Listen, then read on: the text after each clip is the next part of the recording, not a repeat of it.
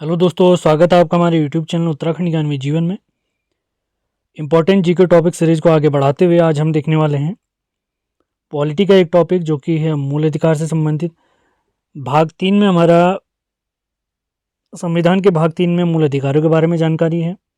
तो आज हम देखने वाले हैं समानता का अधिकार जो कि है आर्टिकल 14 से 18 तक।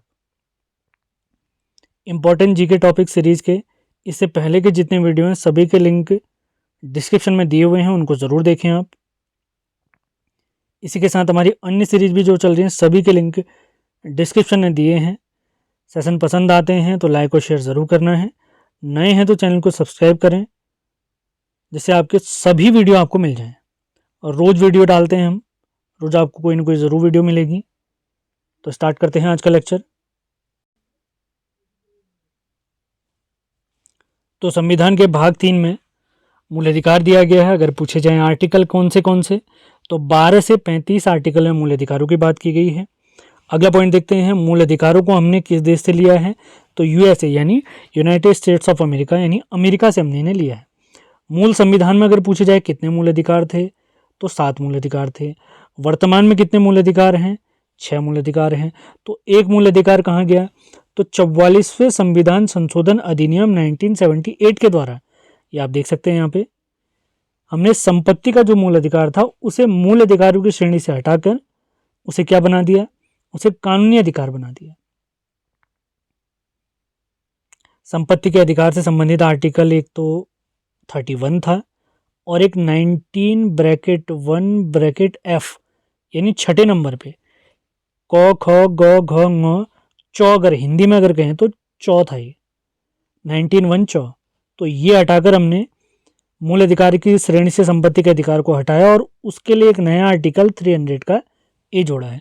जब वो टॉपिक आएगा उसके बारे में देखेंगे। आज हमने देखना है समानता के अधिकार के बारे में। उससे पहले आगे बढ़ते हैं, ये सारी जानकारी मैंने यहाँ दी थी।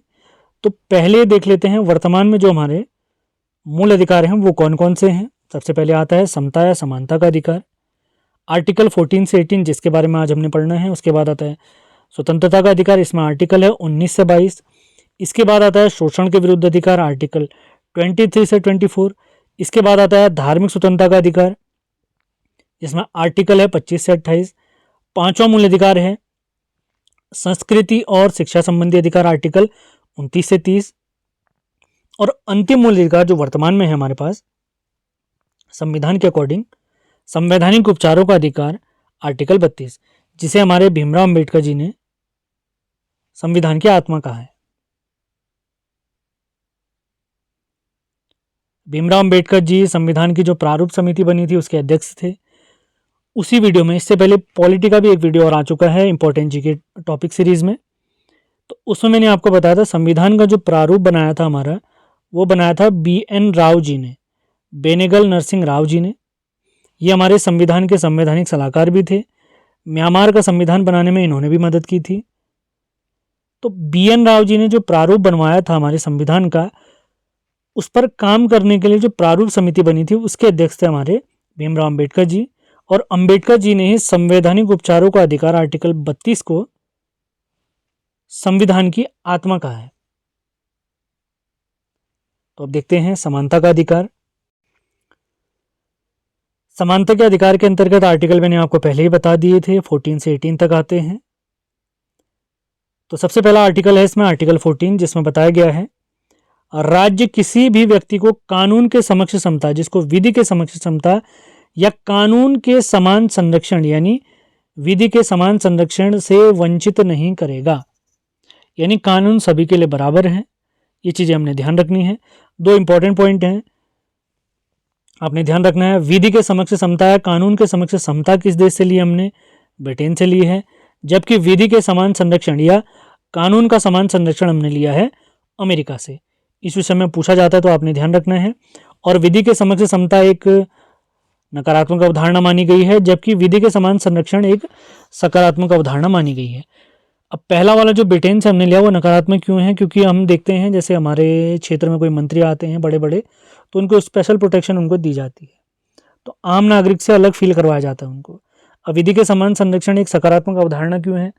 क्योंकि इस आर्टिकल के तहत इसमें कहा गया है कि समान के साथ समान व्यवहार किया जाएगा जबकि असमान के साथ असमान व्यवहार किया जाएगा। कहने का तात्पर्य क्या है?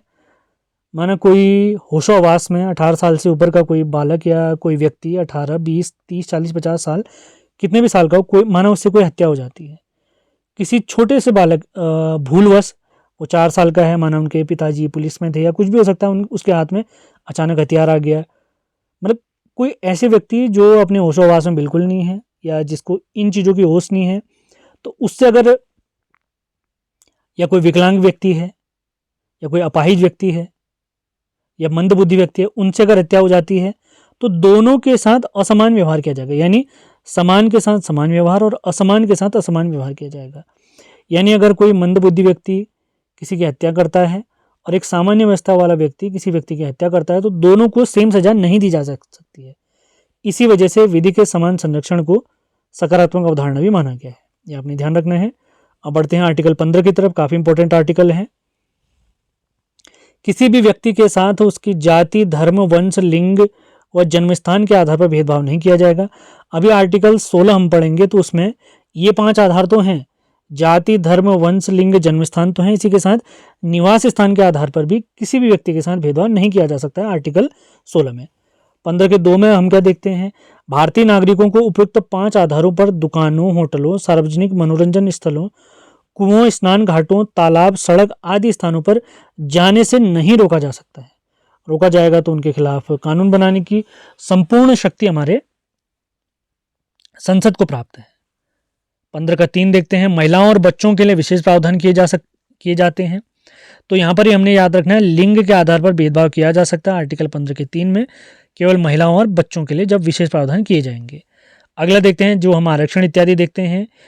15 का 4, राज्य सामाजिक और शैक्षिक रूप से पिछड़े वर्गों के लिए विशेष प्रावधान कर सकता है। काफ़ी इंपॉर्टेंट। अगला आता है आर्टिकल 15 का 5 जो 93वें संविधान संशोधन अधिनियम 2005 के द्वारा जोड़ा गया। इसमें प्राइवेट शैक्षणिक संस्थाओं में SC ST के लिए आरक्षित सीटों का प्रावधान किया गया, यानी उनके लिए कुछ सीटें रखी जाएंगी। अब 15 के 6 में क्या है, जो हमने EWS वाला देखा था, आर्थिक रूप से कमजोर वर्ग, उनके लिए भी विशेष प्रावधान किए गए हैं आर्टिकल 15 के 6 में और आर्टिकल 16 के 6 में। दोनों में EWS जोड़ा गया है, 15 में भी और 16 में भी। उम्मीद है क्लास आपको पसंद आ रही होंगी। पसंद आ रही है तो लाइक और शेयर जरूर करना है। वीडियो ध्यान से देखना है, अपने नोट्स बनाने हैं। आर्टिकल 16 देखते हैं। अवसर की समानता की बात की गई है। राज्य के अधीन किसी भी पद पर नियोजन या नियुक्ति में सभी नागरिकों के लिए अवसर की समता रहेगी। काफी इंपॉर्टेंट। अगला है, राज्य को किसी पिछड़े वर्ग के नागरिकों के पक्ष में नियुक्तियों के आरक्षण के प्रावधान करने से नहीं रोका जा सकता है। यहां पर निवास की अनिवार्यता भी की जा सकती है। वैसे निवास के आधार पर भी भेदभाव नहीं किया जाएगा। आर्टिकल 16 में मैंने बताया था 5 आधार ऊपर थे। 5 आधार कौन कौन से थे? आर्टिकल 15 मैंने आपको बताए थे। किसी भी व्यक्ति के साथ उसकी जाति, धर्म, वंश, लिंग, जन्मस्थान, इसके आधार पर भेदभाव नहीं किया जाएगा आर्टिकल 15 में। जबकि 16 में कहा गया है किसी भी व्यक्ति के साथ उसकी जाति, धर्म, वंश, लिंग, जन्मस्थान, इसी के साथ साथ निवास के आधार पर भी भेदभाव नहीं किया जाएगा। यानी निवास के आधार पर उसे अवसर की समानता से वंचित नहीं किया जा सकता, लेकिन राज्य चाहे तो ये चीजें व्यवस्था कर सकता है।